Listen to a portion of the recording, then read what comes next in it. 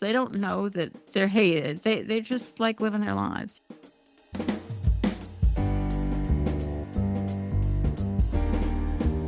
Welcome to the Hen Report. This is Jasmin Singer. This is Mariann Sullivan.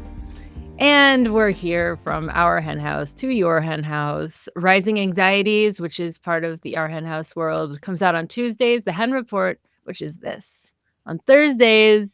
And the long-form interview on Fridays. Bonus for flock members comes out on Mondays. And we've had some really cool bonus lately. So if you are not in the flock, think about joining at ourhenhouse.org/support. We are a nonprofit, so it's all tax deductible to the full extent of the law. And if you are in the flock and you're not listening to your bonus content and you have questions about that, then drop us a line at info@ourhenhouse.org. We are a podcast and we're on YouTube. Hit subscribe, hit like, and comment wherever you listen. We need to cut that intro. I hate it when I'm watching a video and there's this long intro. You think that was long? Yes. Okay. Well, I think you wrote it. I'm the concise one. Mm-hmm. Especially when you discuss how much you don't like a long intro. It doesn't elongate it at all. So my play closed and I'm feeling that empty sadness that one feels after a play closes, like a giant adrenaline dump. I am unfamiliar with that sadness. Yeah, well, you're familiar with it by looking at me over the years. I would be relieved that my play closed. You'd be like, how the fuck did I get in a play in the first place? Why am I doing this? I will say that I did a very good job advocating for veganism throughout the process. I was probably pretty annoying, in fact.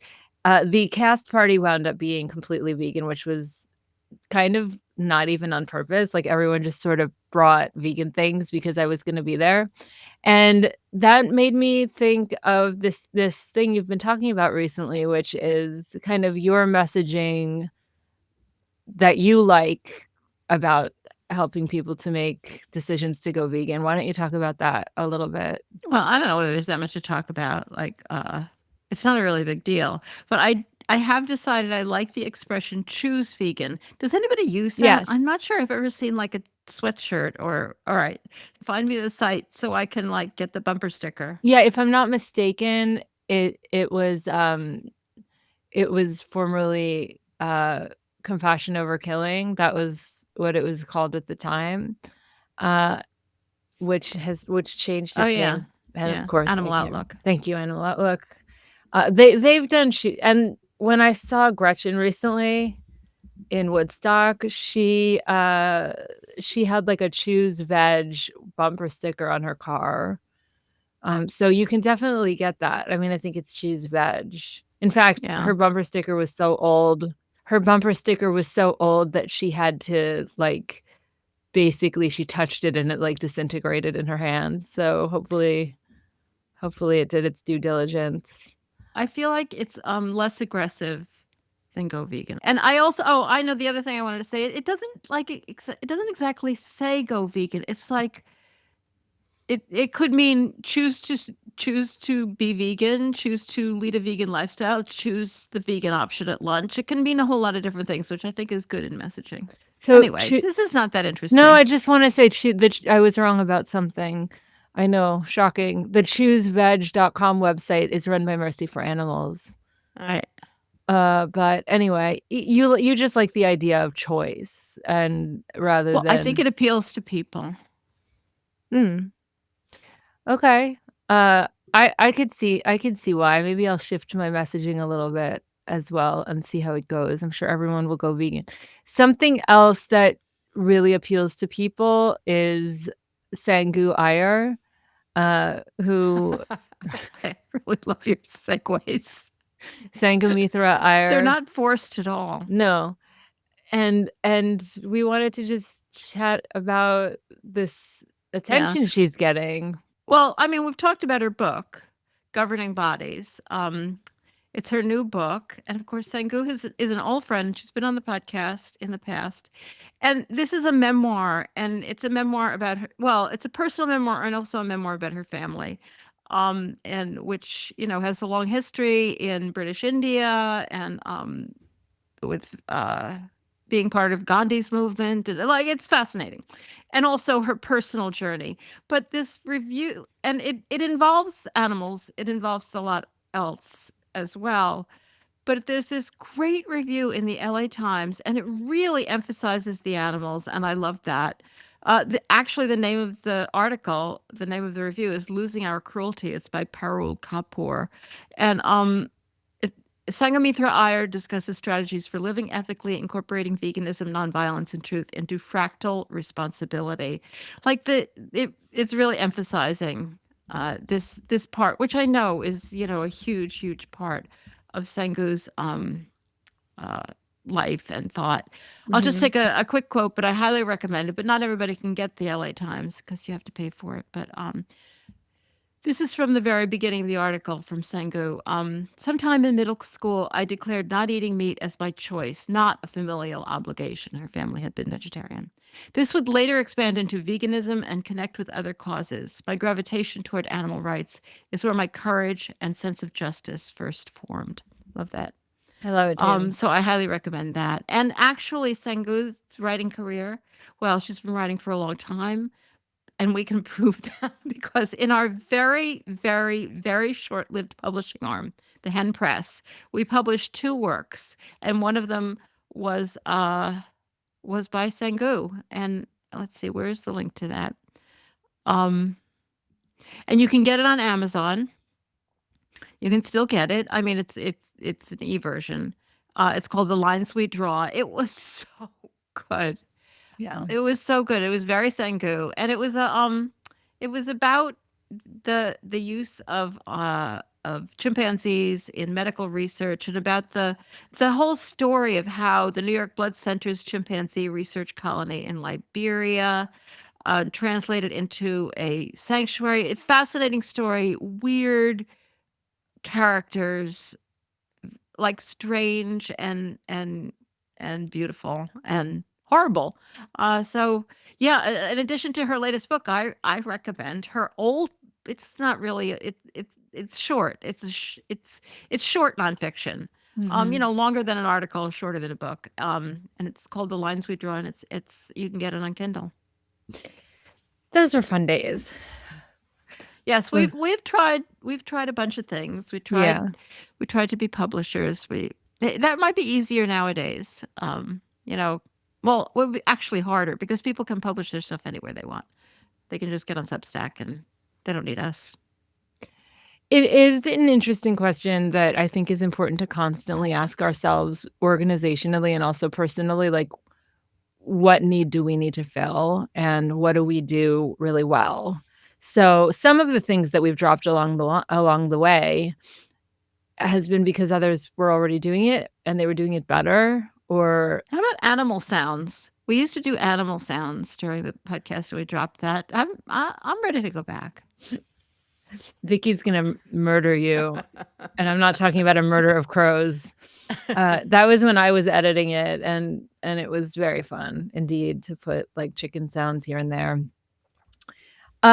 So I like that you pulled this article out from Plant-Based News to briefly cover because it's always nice when the idea that vegans are weak or that they're meek is sort of thrown on its head, and it certainly has been recently. Why don't you tell us why? Katya Gorbacheva. I don't know whether she's related to Gorbachev. Sort of a similar name. All right, she is. She is. Well, I won't say she's the man because she's the woman. But this is so crazy. All right, she won Best Lifter at Moscow Lights. I guess it's a big Russian competition. And this was all right.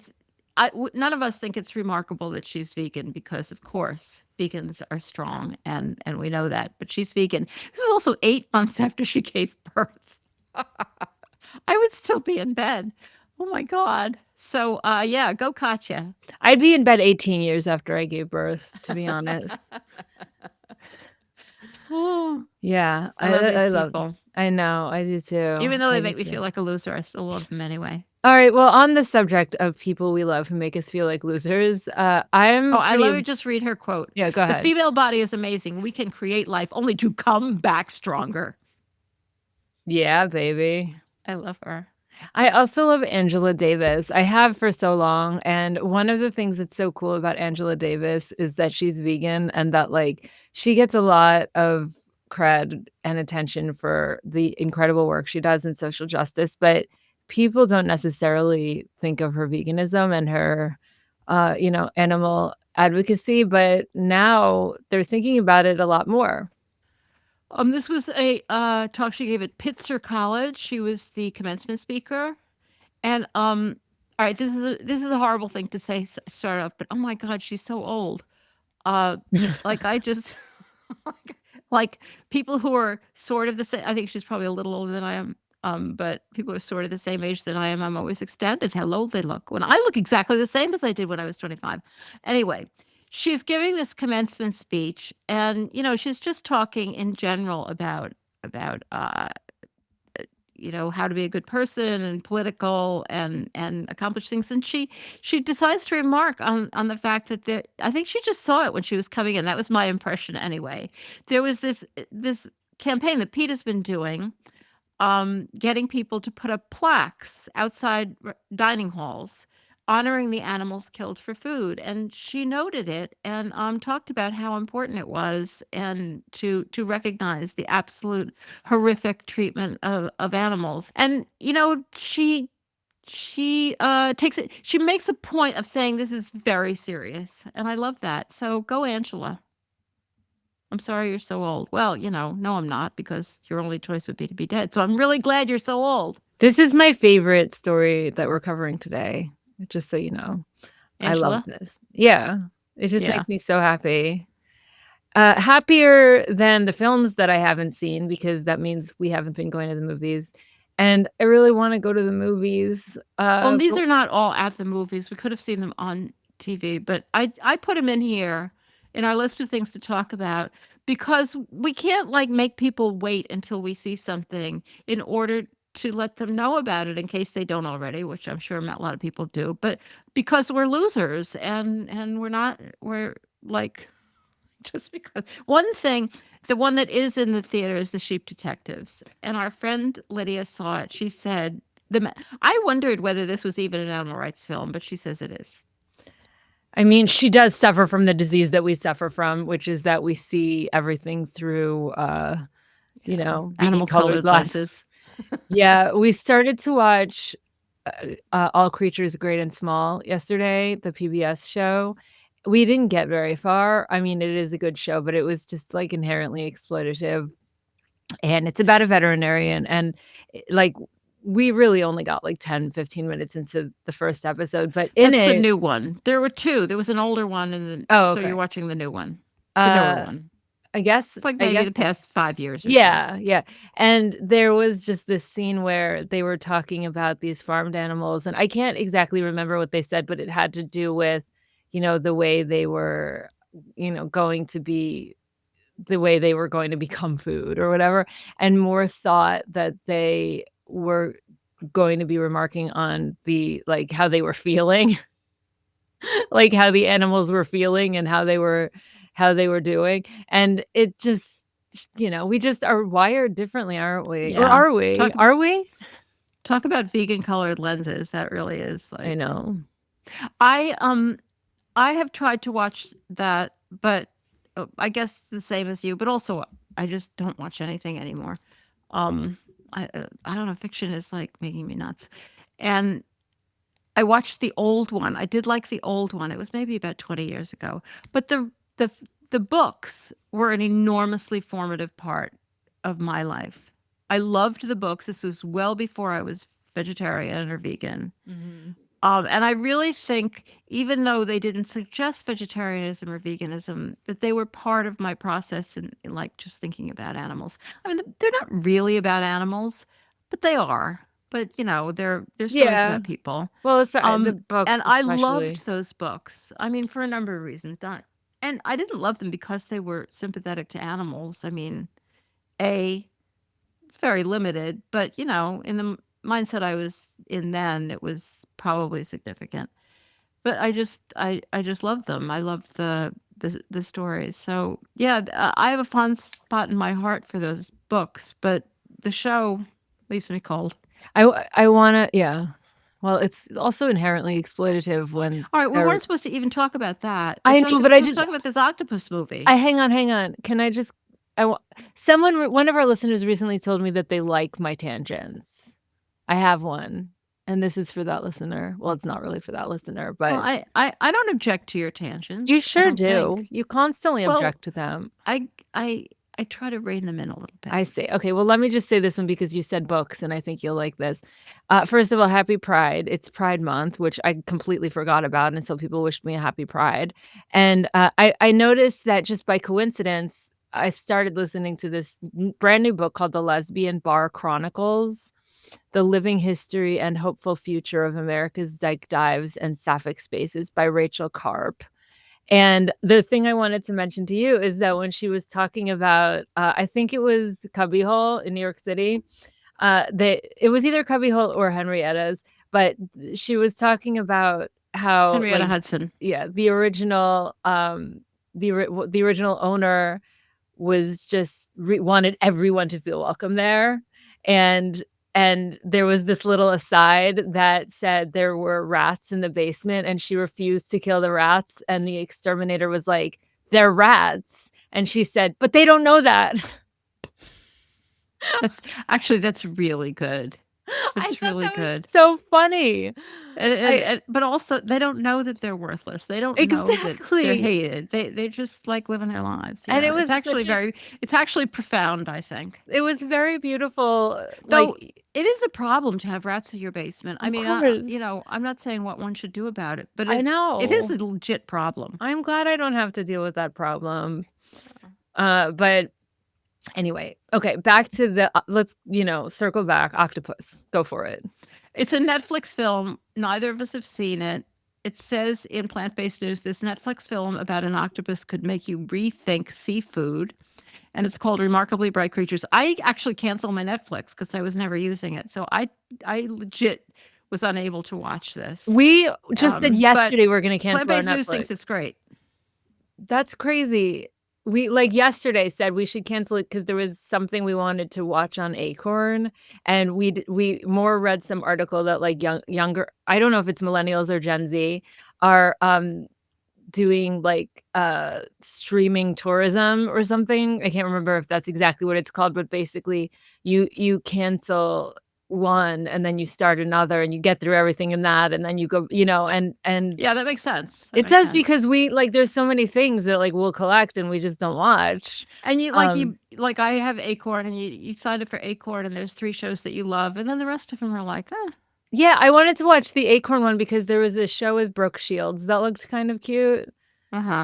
Speaking of getting old, it's sort of based around her getting older, which I'm like, you're Brooke Shields, you're badass. All right, so this Remarkably Bright Creatures follows Tova, an elderly woman who works as a cleaner at an aquarium. So I guess it's fiction. I read it. I didn't realize that. I read it. And was it good? Yeah. It was very good. Well, apparently the movie is too, at least according... Oh, Sally Field. It's a good thing we do this podcast, so I catch up on my reading. In real time. Oh my God. All right, there's another... So apparently everybody thinks it's good. And you liked the book. So I loved the book. Yeah. And what's the other one? Oh, the other one is the one about the one which I really have to watch. The guy who makes in the UK, it's a documentary. He makes his this film about his father who worked at a slaughterhouse. He's vegan. I saw it. Sorry, Jack I know. I saw this movie? Yeah, because we really do prepare this podcast. We do. I'm sorry, this is ridiculous. This week. But I saw it because I talked to him a while ago when not through our hen house, but for another project I work on. And he was looking just for some ideas on promotion, which I will say I gave him none because he knew everything. He was very, very good. But as a result of that conversation, I was able to preview it, and it was excellent. I mean, I definitely recommend watching it. I'm glad that you're bringing it up. A few people have sent it to me as well. And it is funny because it made me think, I only know this because I've been around the block a few times here, but it did make me think of 2 other films. It's nothing like them except for the fact that they're both about the protagonists' families. One is Seeing Through the Fence, or Seeing Through Fences, by Eleni Vlachos. It was Oh, very yeah. mhm, and, Seeing Through the Fence, that's it. And it was she was she was Greek, and it was just about the relationship between her and her father, who had a very different view of meat and animals. Now, he wasn't a slaughterhouse worker like, like this guy's.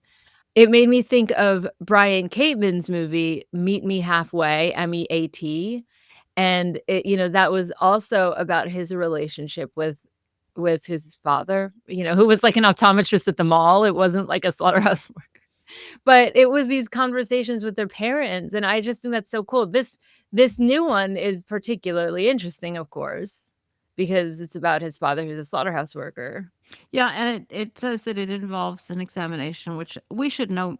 This is something we really should be learning about more and more, of participation-induced traumatic stress, PITS, and it's related to post-traumatic stress disorder, but it's when your trauma is caused by killing or causing violence.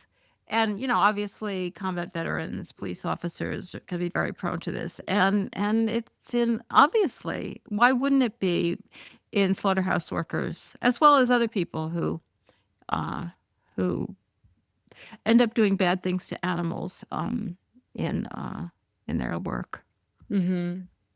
I mean, Justify, Maddie Krasnow's organization, very much deals with this issue, specifically in the lab context of people who are led into doing things that are deeply, deeply troubling. Anyway, it sounds very interesting.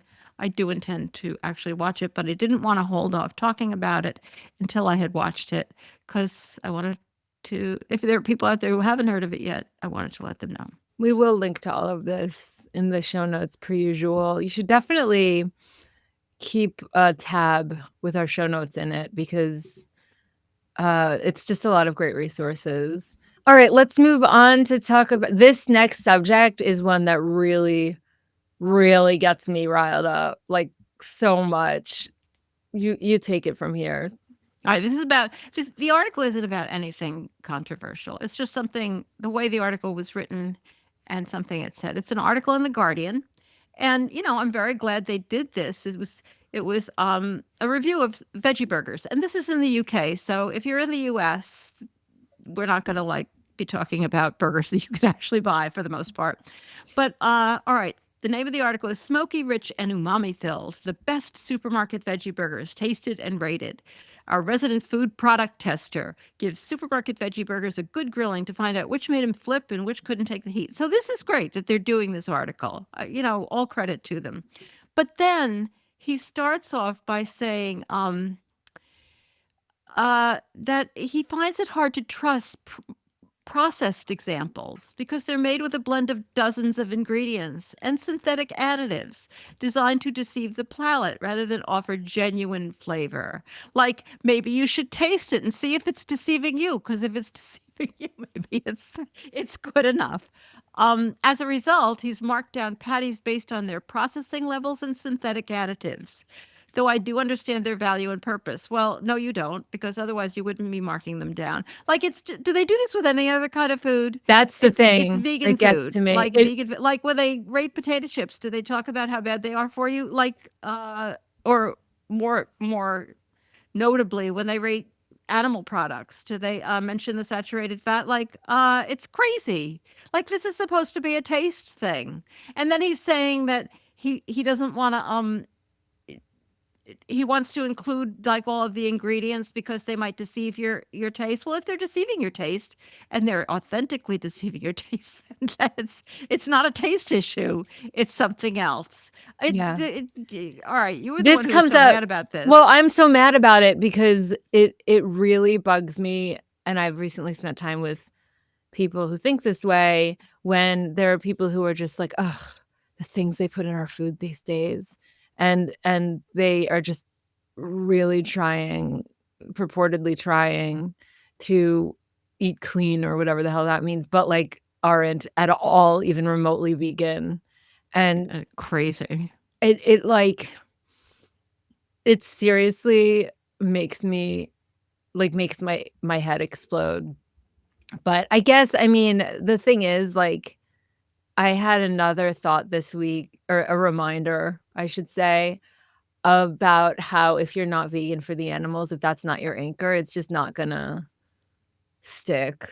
And I don't know too much about this. I know that the internet is a buzz with the fact that like vegan influencer and author Gaz Oakley, who has millions of followers, stopped being vegan. And he was like a big vegan dude, and now he's like a non-vegan dude.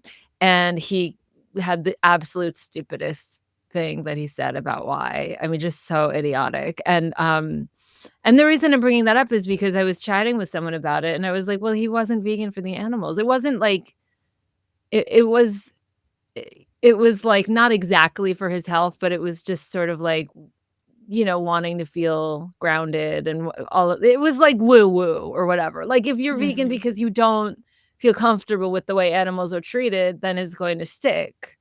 And I'm just bringing that up in light of this conversation about the burgers being rated and ranked, and the story I just told about the person who wants to eat clean, clean, because like, is it a silver lining that she wouldn't be vegan anyway? No, it's not a silver lining ever that someone wouldn't be vegan anyway, but it is just a good reminder that this is all stupid. Yeah. Yeah. Yeah. So Oh. where are we? I've lost my mind. I mean my place. I mean my mind. I mean my All place. right. I have one more article I really want to talk about, and we're running out of time, I know. So let's get to it. It's an article from Faunalytics. I love Faunalytics I so do much. too. Reducing prejudice can lead to dietary changes, and this is about this study. Right? It's a small study. Did not have remarkably like compelling results, but I found it so fascinating. So this study, they they uh they were trying to like figure out what interventions aiming to reduce the use of animals attempt to change individual behaviors. And so they tried a few different interventions. And one is they they wanted to measure asking people to take the perspective of an animal, or being made aware of their own bias, or being made aware of the consequences of their own bias. And they showed people footage, bad footage. And one group, they just showed the footage. The one group, they watched the same footage, but were also asked to take the perspective of the animals. And then the third group, they were asked to take the perspective of the animals, and they took a bias test, and the bias test automatically told them they were biased, which doesn't seem entirely fair, but it's probably true. And the results were that the only thing that had a difference, and it didn't have a huge difference, but a statistically significant difference, was asking people to take the perspective of the animals. I just think this is so fascinating. Like, I think that for many of us, we don't have to be asked to do that. Like, for some reason or another, like, we just did it for, at some point, and it changed us. But maybe they were simply asked, just like otherwise they wouldn't have done it, like just watching the Yeah. footage. Yeah, Um, that's so weird. I mean, like I've mentioned this before, but my best friend Erica once told me that she thinks there are two types of people in the world: the type of person who's driving down the road and sees something on the road far away and thinks it's a plastic bag, and someone who's driving down the road and sees something far away and thinks it's an animal. And I think it sort of boils down to that. But like, speaking of Erica, when I recently saw her in Woodstock, I had Murray, my dog, with us, and it was hot out, and she, like, literally, I think 100% of the time, she was, like, in her head, the first thing she was thinking of was, "Does Murray need water?" Literally, like, there was no conversation that could be had without, "But does Murray need water?" And it's like, obviously, I was giving him water and had a bowl, but it was so appreciated, and it was such an indication of how people who see the animal on the road think. Like, that's what you're thinking of first, and that's where your Well, brain goes. I mean, I think that's a very compelling story, but I do think that there are a couple of things that this story, this this research highlights, which is really interesting. It's not necessarily two kinds of people. There might be interventions that get people to see the animal and get people to think, is that an animal that's suffering? And what it made me think of, and this is the part that I totally made up in my own head. I like to give warnings about that. But it seems like it would be a useful evolutionary development for humans to not care about animals. Once we like stop being herbivores in our former ape existence and we had to kill animals, it probably was useful to develop an indifference. It's really useful to be indifferent to animals, but that doesn't mean it's inevitable. And I think that the other story you're telling about Murray is really telling, because I think a lot of people make this leap with companion animals. I mean, I think a lot more people would worry about whether the dog was thirsty than worry about whether a pig was thirsty, Mhm. unless they're told, "Do you think the pig is thirsty?" Like this, the great thing about this study is that it indicates that there's something that we can do, or there's something that can be done to get people to go there. All these people they were just asked to take the point of view of the animal until they were told that it hadn't occurred to them to take the point of view of the animal. Yeah. And they did follow up too about uh, about whether, I mean, it's not a huge study. Money for these kinds of studies are probably really hard to get. But so they did do follow up with whether they ate less meat or animal products in the following week. I think it was week. And they did. That's I think it's great. fascinating. So we Yeah. just have to like suggest to people that they take the point of view of the animal. And we're assuming that they would do that. I mean, and when I think of it as an evolutionary development, like to ignore what animals are feeling because that's really useful, like we're the ones who are not very evolutionarily developed because we worry about the animals all the time. Uh, Yeah. so they're actually more developed than we are. We have to like drag them back into, oh no, animals. Oh yeah, they're real. Yeah. That gives Anyway, me hope. No, that gives me a lot of hope. Thank you. I really appreciate that, and also your insights on it. That's really good news, but you have even more good news.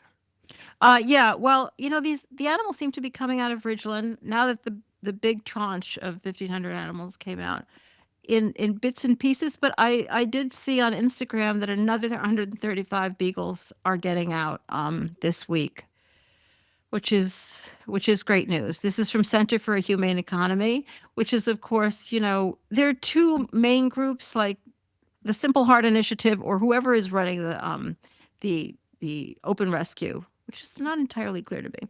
Um, DXE, I don't know whether it's DXE or Simple. What anyway, it's so interesting that and the Center for a Humane Economy, which is Wayne Pacelli's organization, very mainstream, very DC, and it's interesting. I can't help but wonder, like, are they in competition with each other for credit?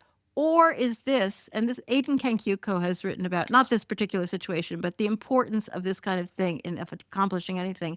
Is this an inside game, outside game strategy that you have to have, like the insiders who are, kind of very mainstream, you can talk to, and then you have to have the outsiders who are the people getting dressed up in white suits and trying to break into the facility, and both of like they are very, very useful to each other. I don't know whether that's what's going on. I have no inside information. I have no idea what's going on here, but another 135 dogs are getting out of Ridglan this week, and that's good news. You're making me think of the song Another 100 People from Company, which is another 100 people just got off of the train and came up through the ground while another 100 people and I'm just thinking another 100 dogs just got out of the cages. All right, that's bad. Let's keep our day jobs. I mean, we have our key function at this moment, whenever we talk about it, is to just figure out how to use this unbelievable energy and attention for all animals. Like we cannot miss this opportunity. It cannot be just beagles. It cannot be just dogs. Absolutely. Amen. That's the first time I've said amen on our hen house. I doubt that. Thank you for those of you listening, and for those of you watching, and for those of you who are new, and for those of you who've been with us for years. And we just really appreciate you. We have a badass interview coming out tomorrow on the Our Hen House full-length interview. It's with Dr. Liz Tyson of Born Free USA. And I loved this interview, so I hope that you have a chance to catch that. And we will catch you next time.